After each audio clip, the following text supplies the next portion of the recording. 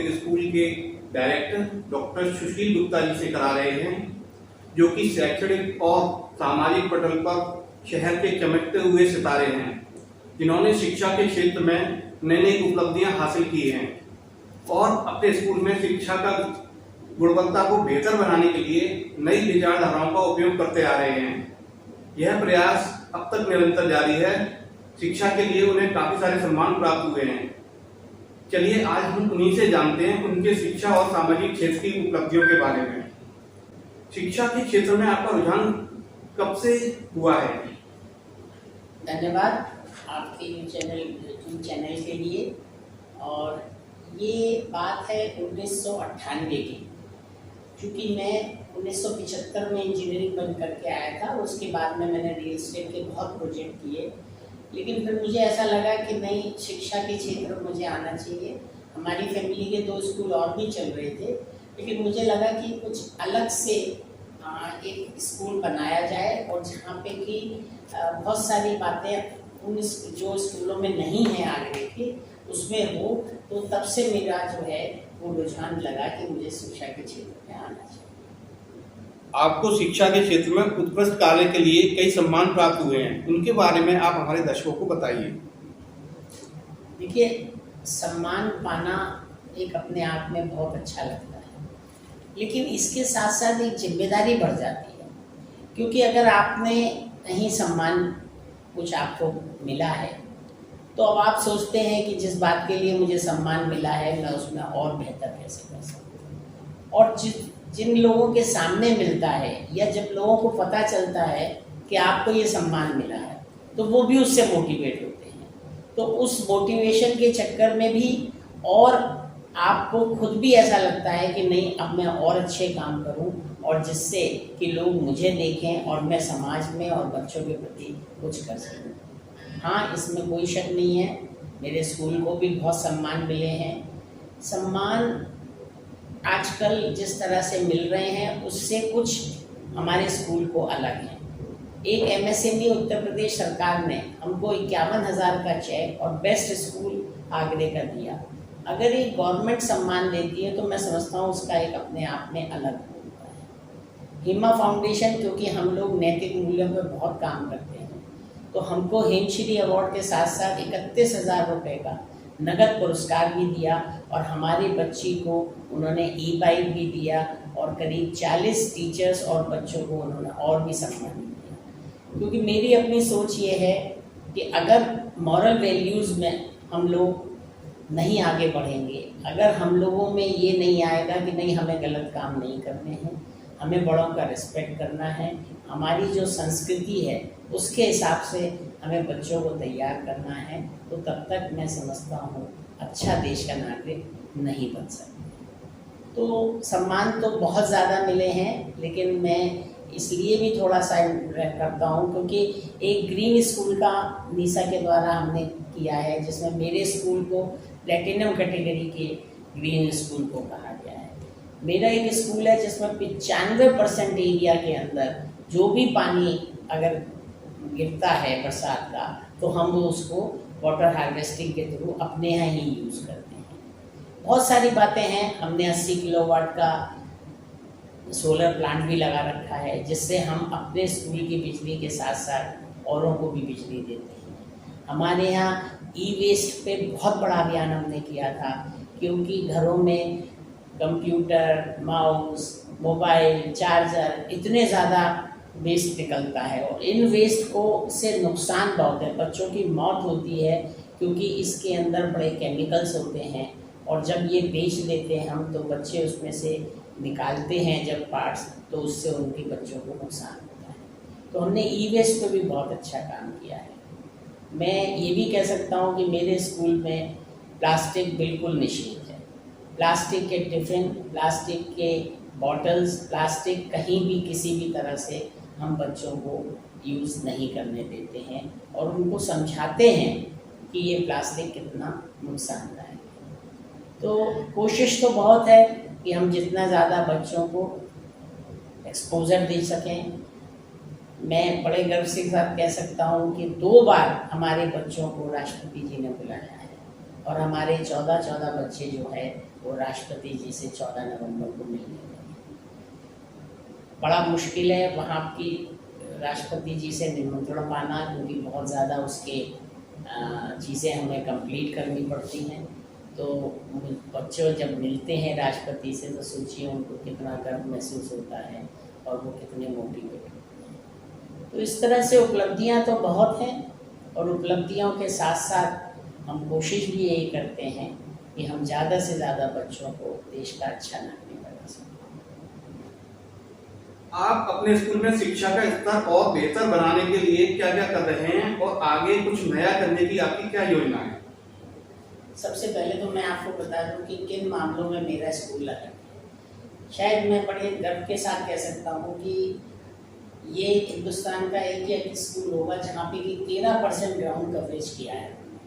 यानी मेरी जो ज़मीन है यहाँ पे उसका सिर्फ 13%, बाकी सब खुला हुआ है, सब में फील्ड्स हैं, फैसिलिटीज़ हैं।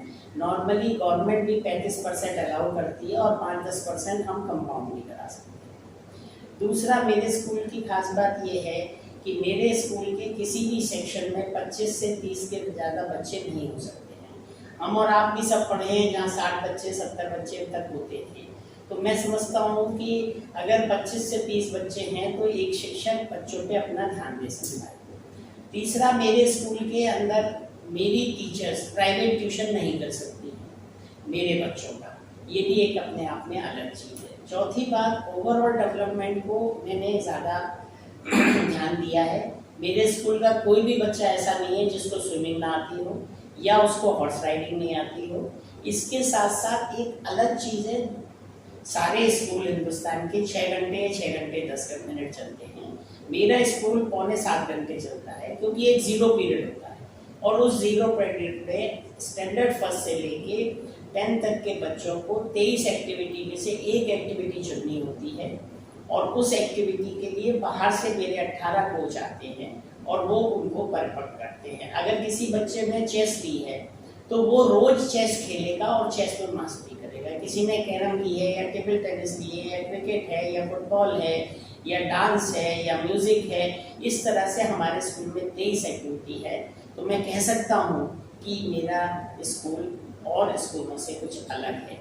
दूसरा, जो एरिया मैंने दयालबाग का चुना था स्कूल के लिए, ये पूरा एरिया एक शिक्षा के सारे, चूँकि यहाँ डीम्ड दयालबाग यूनिवर्सिटी है तो यहाँ का माहौल ही बिल्कुल अलग है, और ये शहर से थोड़ा सा दूर है, इसलिए यहाँ पे नॉइस पॉल्यूशन नहीं है, एयर पॉल्यूशन। शिक्षा के साथ साथ आप समाज सेवा में भी सक्रिय योगदान दे रहे हैं, इस बारे में आप कुछ बताएं। देखिए, समाज ने हमको दिया है तो हमें समाज को लौटाना है। अब कोविड टाइम्स में एसएन मेडिकल कॉलेज के अंदर एयर कंडीशनर बिल्कुल नहीं, तब हमने वहाँ 40 करीब एयर कंडीशनर लगाए। समाज में ये बात भी सही है कि मैं कोशिश मेरी यही रहती है कि मैं ज़्यादा से ज़्यादा जितना दे सकूँ। मेरी बिटिया का ब्रेस्ट कैंसर से देहांत हुआ था, तभी से मैंने प्रण दे लिया था कि मैं ब्रेस्ट कैंसर के मरीजों के लिए जो कुछ हो सकेगा करूँ। मेरे यहाँ ब्रेस्ट कैंसर के बच्चे फ्री पढ़ रहे हैं जिनकी माँ का ब्रेस्ट कैंसर से देहावसान हो रहा है। एसएन मेडिकल कॉलेज में भी मैंने 14 लाख रुपए की एक मशीन, जो कि मेमोग्राफी टेस्टिंग की मशीन है, उसको भी मैंने वहाँ लगवाया, जहाँ पे कि फ्री मेमोग्राफी टेस्ट हुआ है। बहुत सारे काम करने की कोशिश करते हैं क्योंकि समाज में बहुत ज़रूरत है। कोविड समय में इसके अलावा पीपीई किट की बात करें, मास्क की बात करें, मेडिसिन की बात करें, और चूँकि मैं कुछ संस्थाओं से भी जुड़ा हुआ हूँ तो संस्थाओं में ने भी मेरा इस मामले में बहुत साथ दिया है। तो समाज की सेवा करना, तो मैं समझता हूँ हर व्यक्ति का एक धर्म होना चाहिए। छोटी बड़ी जहाँ मौका लगे उसको समाज सेवा करनी चाहिए। ऑनलाइन शिक्षा का आप आगे क्या भविष्य देखते हैं? क्या ये स्टूडेंट के लिए उपयोगी कितना साबित होगी? ये भगवान ना करे कभी कोविड जैसी कोई स्थिति दोबारा आए, लेकिन मैं बिल्कुल भी पक्ष में नहीं हूँ, और ऑनलाइन शिक्षा किसी भी हद से सही नहीं है। जो स्कूल में बच्चे आते हैं, एक दूसरे बच्चों से आपस में मिलते हैं, लड़ते हैं, साथ एक यूनिटी होती है, ओवरऑल एक्टिविटीज़ होती हैं, उसके अंदर उनका ओवरऑल डेवलपमेंट होता है, वो एक दूसरे की मदद करना सीखते हैं। अगर ये सब शिक्षा घर पे बैठ के होगी तो मैं समझता हूँ उस बच्चे का डेवलपमेंट बिल्कुल नहीं होगा। वो कब खेलेगा, कब लड़ेगा, कब स्कूल में साथ बैठ के बच्चों के साथ खाना खाएगा। तो ये सब चीज़ें मैं बिल्कुल भी इसमें नहीं हूँ कि ऑनलाइन शिक्षा होनी चाहिए। अगर कोई वजह नहीं है तो बच्चों को स्कूल में आना चाहिए, और स्कूल में आने से एक उनका सिस्टम बन जाता है। 7 बजे स्कूल खुलेगा तो 6 बजे तक उन्हें तैयार होना है, स्कूल की बस में बैठना है या किसी भी और चीज़ से स्कूल आना है, फिर घर जाना है, घर जाके उन्हें आराम करना है, फिर होमवर्क करना है, फिर शाम को खेलने जाना है। और अगर ये सब चीज़ें नए ऑनलाइन में चली जाएंगी तो ये सब चीज़ों का बहुत बड़ा ह्रास होगा और बच्चे का ओवरऑल डेवलपमेंट बिल्कुल नहीं। आप सभी स्टूडेंट्स और उनके पेरेंट्स को क्या संदेश देना चाहते हैं? देखिए, एक तो आजकल मुझे अच्छा नहीं लग रहा है कहना, लेकिन आजकल जो कम बच्चों के पैदा होने का जो एक सिस्टम चल गया है वो ठीक नहीं। हम सारे रिश्ते ख़त्म करते जा रहे हैं। भाई बहन का रिश्ता, बुआ का रिश्ता, ताऊ का रिश्ता, दाई का रिश्ता, ये सब कम होते जा रहे हैं। 1 या 2 बच्चों का जो परंपरा है वो भी गलत है। मैं आपके YouTube चैनल से सिर्फ ये संदेश देना चाहूँगा कि बच्चों जहाँ तक हो सके कम से कम भाई बहन तो होने चाहिए। दूसरा, बच्चे के अंदर नैतिक मूल्य जो मॉरल वैल्यूज़ है वो बहुत ज़रूरी है। उससे बच्चा कभी भी गलत रास्ते पे नहीं जाएगा। और पेरेंट्स से मैं यही कहूँगा कि ये कहने की बात है कि हम कमाई कर रहे हैं बच्चों के लिए, लेकिन आप बच्चे को कितना समय दे रहे हैं ये बहुत इम्पोर्टेंट है। बच्चे से मोबाइल का यूज़ कम करवाइए। मोबाइल यूज़ बहुत नुकसानदायक है, बहुत ख़राब है, और उससे बच्चों में एक सोसाइटल प्रॉब्लम जो है वो बहुत आती है। कोई फ़ायदा आपकी कमाई से अगर आपके नहीं होगा अगर आपका बच्चा स्वस्थ नहीं है, आपका बच्चा मॉरल वैल्यूज़ पे नहीं है, अगर आपका बच्चा ढंग से पढ़ाई नहीं है, क्योंकि अब कंपटीशन बहुत बढ़ गया है। और ख़ास करके जो AI यानी आर्टिफिशियल इंटेलिजेंस जिस तरह से बढ़ रहा है, उसमें तो मैं सिर्फ अभिभावकों से यही कहूँगा कि बच्चे को पूरी तरह से उसको स्वस्थ बनाइए, उसकी पूरी पढ़ाई करिए, उसमें पूरे नैतिक मूल्यों का उसके अंदर बच्चे को होना चाहिए। आप शिक्षा के साथ साथ अपने स्कूल में एक्स्ट्रा एक्टिविटीज क्या क्या कराते हैं जिससे स्टूडेंट का मानसिक और शारीरिक विकास बेहतर होता हो? मैंने पहले भी आपको बताया कि मेरा एक 0 पीरियड अलग होता है, और इसके अलावा जो मेरे यहाँ जितनी एक्टिविटीज़ हैं वो शायद ही किसी और स्कूल में होंगी, क्योंकि मेरा अपना सोच ये है कि बच्चे को जहाँ पे रुझान हो उसको वहीं पर उसकी बरकता होनी चाहिए, उसको एक वहीं पर फैसिलिटी मिलनी चाहिए। तो मेरे यहाँ पूरी एक्टिविटीज़ होती हैं, चाहे वो आउटडोर हो, चाहे वो इंडोर हो, चाहे वो कल्चरल हो, चाहे वो लिटरेरी हो। तो इसलिए एक्टिविटीज़ के मामले में तो कई दफ़े पेरेंट्स कहते हैं कि भाई थोड़ी कम एक्टिविटी। मैंने कहा नहीं, एक्टिविटी हम के साथ साथ हम पढ़ाई पे भी पूरा ध्यान देते हैं। और इन सब एक्टिविटीज़ में जो स्कूल में ख़ास बात है कि हम पेरेंट्स को इन्वॉल्व करते हैं। हम चाहते हैं हर एक्टिविटी में पेरेंट्स आएँ, पेरेंट्स को ही हम जजेस बनाते हैं, पेरेंट्स को ही हम उनसे सजेशन लेते हैं, और पेरेंट्स की बहुत एक्टिविटी कराते हैं जिससे कि उनके बच्चे बड़े खुश होते हैं जब पेरेंट्स उनके स्कूल में आते हैं और कोई एक्टिविटी करते हैं। हमारे चैनल से बात करने के लिए आपका बहुत बहुत शुक्रिया।